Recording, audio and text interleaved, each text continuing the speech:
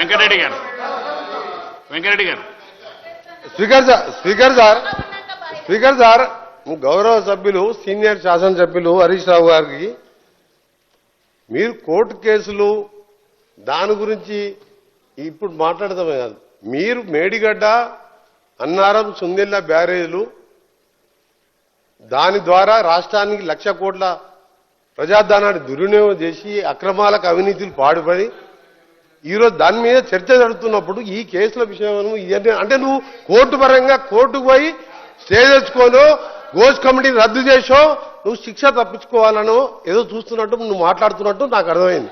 నేను ఒక్కటే రిక్వెస్ట్ చేస్తున్నా, మీరు మేడిగడ్డ ఇవన్నీ అక్కడ ఎక్స్పర్ట్ చెప్పిన దానికి కాదని తుమ్మిడిగడ్డ దగ్గర మొదలుపెట్టిన ప్రాజెక్టుని ఎప్పుడో కంప్లీట్ అయ్యే ప్రాజెక్ట్ అది కాంగ్రెస్ గవర్నమెంట్ లో మొదలుపెట్టి ఇప్పటి వరకల్లా చేవెళ్ల వరకు నీళ్లు వచ్చి పచ్చగా పారి ప్రాజెక్ట్ అది.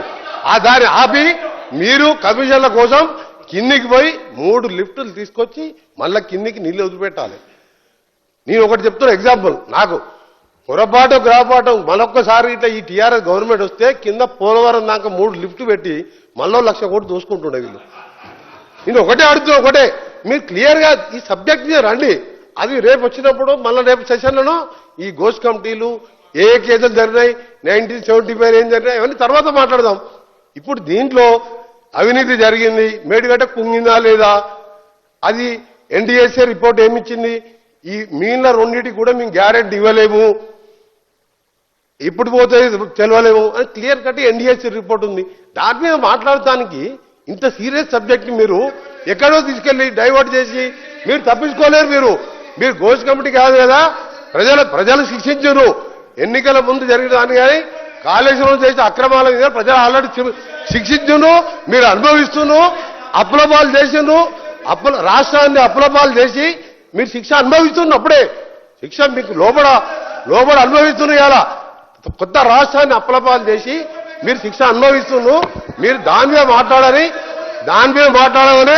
హరీష్ రావు గారు రిక్వెస్ట్ చేస్తున్నాను. మీరు సబ్జెక్టుకి రండి.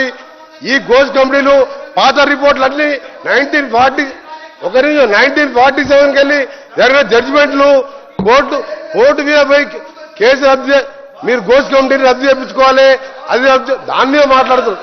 మీరు తప్పు చేసింది కాబట్టి ఇవన్నీ మాట్లాడుతున్నారు. మీరు దాని మీద రండి.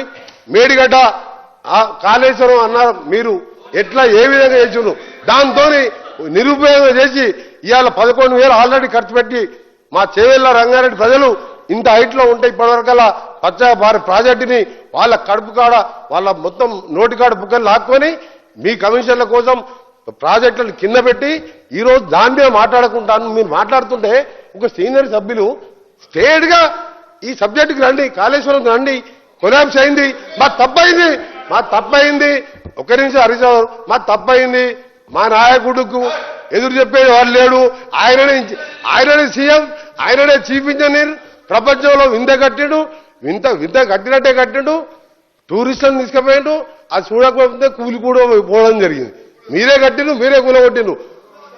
ఒక నిమిషం అధ్యక్ష, నాగార్జున సాగర్ ప్రాజెక్టు పాలమూరు కూలీలు ఆ బండలతోని మొత్తం భుజాల మీద బండలు పలకొట్టి కడితే ఇప్పటికి ఒక్క దగ్గర క్రాక్ రాకుండా ఆ రోజు జవహర్లాల్ నెహ్రూ, ఇందిరాగాంధీ గారు అలాంటి ప్రాజెక్టు కట్టిన చరిత్ర ఉన్నది.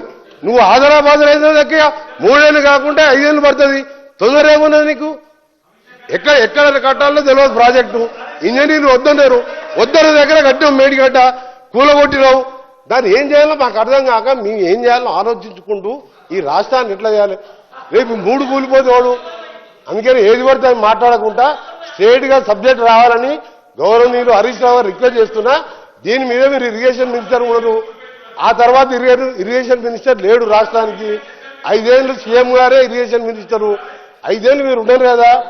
దాని మీద మీరు స్ట్రేట్ గా రమ్మని నా రిక్వెస్ట్. మీరు కోర్టు కేసులు పోవాలంటే తర్వాత మాట్లాడదాం, నెక్స్ట్ సెషన్ లో మాట్లాడదాం, మొత్తం మొత్తం కూడా కేసులు మాట్లాడదాం.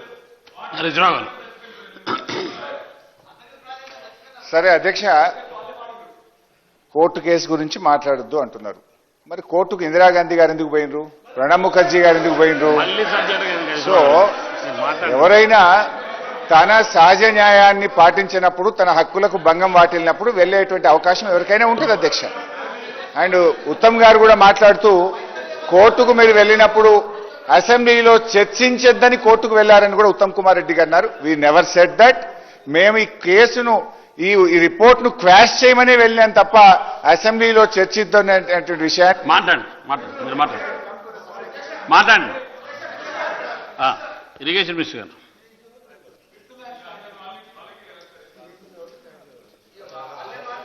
స్పీకర్ సార్, మీరు వేసిన స్పెసిఫిక్ ఇష్యూ మేమేమో క్యాబినెట్ లో చర్చించి అసెంబ్లీలో చర్చించి వే ఫార్వర్డ్ పోతాం మేమన్నాం.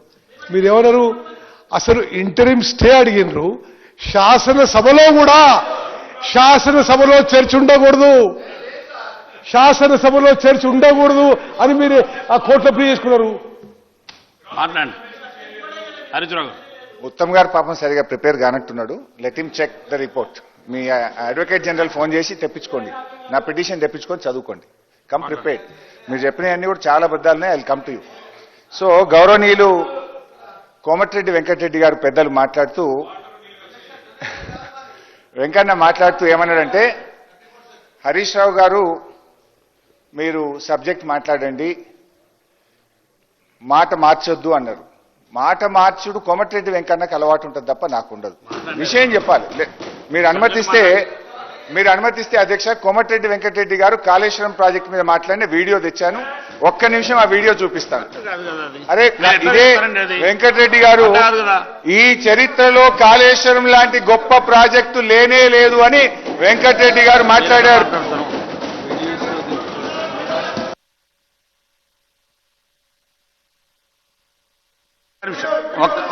ఒక్క నిమిషం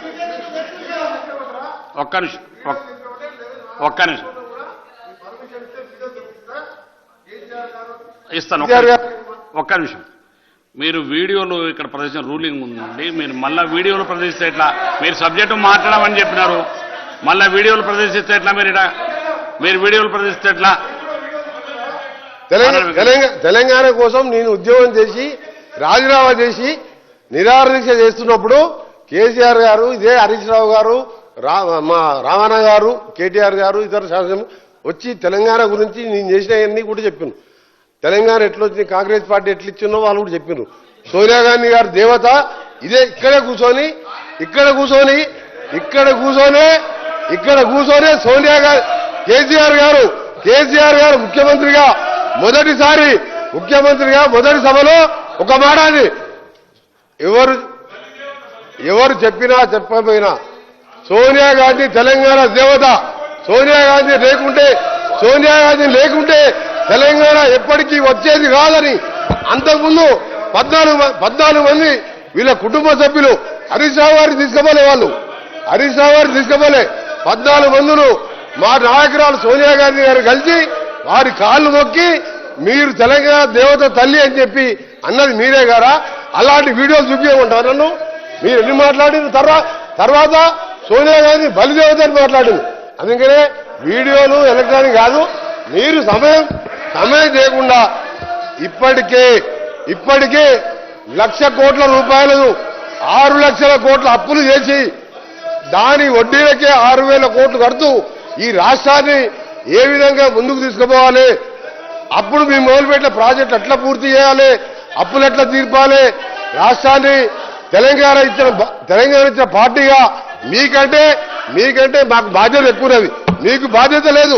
మీకు తెలంగాణ రాష్ట్ర సాధనలో మీ పాత్ర లేదు. ఉంటే ఇవాళ కాళేశ్వరంలో కేసీఆర్ గారు ఎందుకు రావు? ఇవాళ బీసీల గురించి రిజర్వేషన్ ఇంత పెద్ద ఇష్యూ ఉంటాయి. ప్లస్ కాళేశ్వరం కట్టిన నాయకుడు ఇవాళ నిజంగా ఒక నిమిషం మాట్లాడండి వెంకయ్య గారు. హౌస్ నడుస్తుంది. మీ ద్వారా కేసీఆర్ గారు ప్రధాన ప్రతిపక్ష నాయకుడు 10 ఏళ్లు ముఖ్యమంత్రిగా చేసిన వాళ్ళు, ఆయనని మీ ద్వారా రిక్వెస్ట్ చేస్తున్నా, మీరు సభకు రండి. కాళేశ్వరంలో మీ పాత్ర మీదేందో చెప్పండి సార్. ఒకటి సార్, ప్రజాస్వామ్యంలో అధికార పక్షానికి ఎంత బాధ్యత ఉంటుందో అంతకంటే ఎక్కువ బాధ్యత ప్రధాన ప్రతిపక్షానికి ఉంటుంది. మా భట్టి గారు 5 ఎమ్మెల్యేలు పెట్టుకొని 5 సంవత్సరాలు మీరు మైక్ ఇచ్చినా లేకున్నా కొట్లాడినా లేదా ఈరోజు డిప్యూటీ సీఎంగా ఉన్న భట్టి గారు ఉదాహరణ తీసుకోండి. ఖర్గే గారు 44 మంది అధికారం మాకు ప్రతిపక్ష హోదా రాలే. లోక్సభలో అప్పుడు మళ్ళా అధీర్ రంజన్ గారు పోయినసారి మేము ఎంపీగా, నేను మా గౌరవ సీఎం గారు ఉత్తమ్ గారు ఎంపీగా ఉండే అధికార పక్షం లేకుండా ప్రతిరోజు ప్రజా సమస్యల మీద దేశంలో సమస్యల మీద కొట్లాడినాం. ఇవాళ 29 మంది సభ్యులుండి ప్రధాన ప్రతిపక్షం రాకపోవడు నిజంగా మీరు చెప్పేది మీరు తెలంగాణ గురించి మాట్లాడతారా? ప్రధాన ప్రతిపక్షం ఫామ్ హౌస్ లో కూర్చుంటారు, మీరు వచ్చేమో చట్టాల గురించి మాట్లాడతారు. ఇది చాలా మంచి పద్ధతి కాదు. ప్రజలని ఇవాళ కేసీఆర్ గారు ప్రజలను అవమానపరుస్తున్నాడు. ప్రధాన ప్రతిపక్ష హోదా ఉండి సభకు రాకపోవడం ప్రజలని అవమానపరుస్తున్నాడు. అంత పెద్ద బాధ్యత పెట్టుకొని ఇవాళ హరీష్ రావు గారికి ఏం పోస్ట్ అంత డిప్యూటీ లీడరా, సిఎల్పి సెక్రటరీనా? అసలు మీ కార్యవర్గం ఉందా? మీరు ఏం మాట్లాడుతున్నారు? మీరు అందుకనే కేసీఆర్కి చెప్తున్నా, మీ ద్వారా మళ్ళా రిక్వెస్ట్ చేస్తున్నా, రండి. తప్పైతే నా తప్పైంది, మేడిగడ్డ నా సొంత నిర్ణయం తప్పైంది, క్షమించండి అని చెప్పండి. తెలంగాణ ప్రజలు గౌరవం చెప్పండి. అంతే తప్ప ఏది పడితే అది మాట్లాడి మీరు వీడియోలు ఉన్నాయంటే నా దగ్గర కూడా ఉన్నాయి. సోనియా గాంధీ మా దేవత, సోనియా గాంధీ పుణ్యాన్ని తెలంగాణ వచ్చింది, అందుకే నా కాలు మొక్కినాం. ఇలాంటి చాలా చూపిస్తాను నేను. హరీష్ రావు గారు, సార్ మీరు అన్నట్టు నేను వీడియో మీరు అనుమతిస్తే చూపిస్తా అన్న తప్ప నేను చూపించే ప్రయత్నం చేయలే. I seek your permission. సరే అధ్యక్ష, ఇదే కోమటిరెడ్డి వెంకటరెడ్డి గారు ఆనాడు కేసీఆర్ గారు అసెంబ్లీలో కాళేశ్వరం ప్రాజెక్టు మీద ప్రజెంటేషన్ ఇస్తే మా ఉత్తమ్ కుమార్ రెడ్డి గారు. హరీష్ రావు గారు, ఒక్కరి మీరు మీ సమయాన్ని మీరు సద్వినియోగంలో నా రిక్వెస్ట్. మీకు ఇచ్చిన సమయంలో మీరు సబ్జెక్టు మాట్లాడండి. మీరు ఇది కావడం వల్ల డివిజన్ కావడం వల్ల సబ్జెక్టు పోతుంది. దయచేసి మీరు సబ్జెక్టు మాట్లాడండి. ఎందుకు డివిజన్ అవుతున్నారు? సబ్జెక్టు మాట్లాడండి. సార్ నేను సబ్జెక్ట్ గురించే మాట్లాడుతున్నా. ఇప్పుడు మంత్రి గారు లేచి నా మీద 20 నిమిషాలు మాట్లాడితే నేను 2 నిమిషాలనే చెప్పుకోవాలి కదా సార్. మీరే అనవసరంగా ఇప్పటికీ 5 సార్లు డిస్టర్బెన్స్ అయింది నాకు. ఇప్పుడు ఇదే వెంకటరెడ్డి గారు ఆనాడు కేసీఆర్ గారు కాళేశ్వరం ప్రజెంటేషన్ ఇస్తే మా ఉత్తమ్ కుమార్ రెడ్డి గారు ప్రిపేర్ అయి రాలేదని పోయిండు. ఇది కరెక్ట్ కాదు, మాట్లాడేది ఉండే. కేసీఆర్ అద్భుతంగా పనిచేసిండు, కాళేశ్వరం ప్రాజెక్టు చాలా గొప్ప. మీరు ఎందుకు మినిస్టర్ గారు స్పీకర్ సార్, హరీష్ రావు గారు హద్దు దాటుతున్నాడు. మీ లిమిట్ లో ఉండండి. జరగలేదు సంఘటన, అట్లా జరగలేదు. మీరు అట్లా సిగ్గుండాలే. 1,00,00,000 కోట్ల ప్రాజెక్టు నాశనం చేసి ఇంకా నవ్వుతున్నావు మీదకని. నవ్వుతున్నావు, సిగ్గుండాలి నీకు.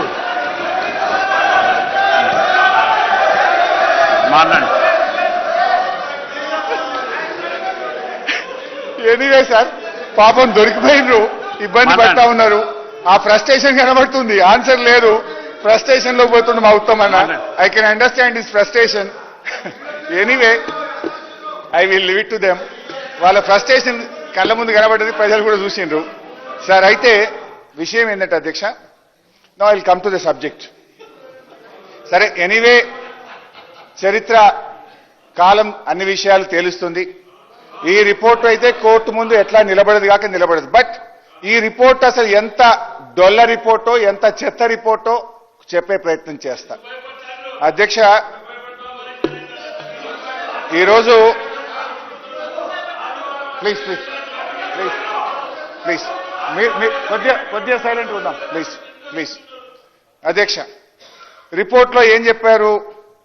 The construction of barrage is shifted from Tammidihatti to Medigadda does not appear to be sincere and honest అనే పదాన్ని ఉత్తమ్ కుమార్ రెడ్డి గారు చదివి వినిపించారు.